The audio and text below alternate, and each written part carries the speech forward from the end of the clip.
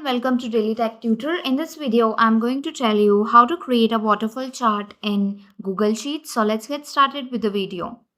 So this is the sample sheet for which I need to create. I'm going to create a waterfall chart. So we need to select the particular rows and columns for which we need to create. After that, we need to go to insert. Here you will see an option of chart over here. Click on that. Once you click on that, here you will see chart type.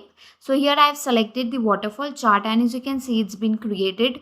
It's been came on this sheet. Here you can just customize it if you want. For example, when I go to customize section, the first one is chart style.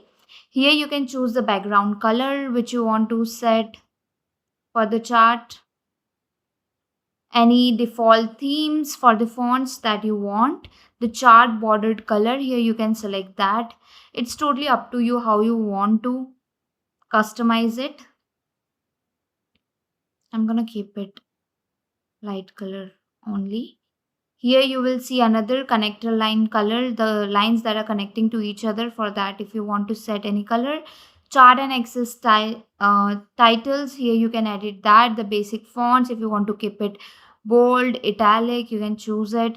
There are series, legend, horizontal axis, vertical axis, grid lines and text. So basically this all you can customize according to your need. The colors, what is the size you want, for the grid lines, what is the color of the chart, the background colors, etc. You can set it from here.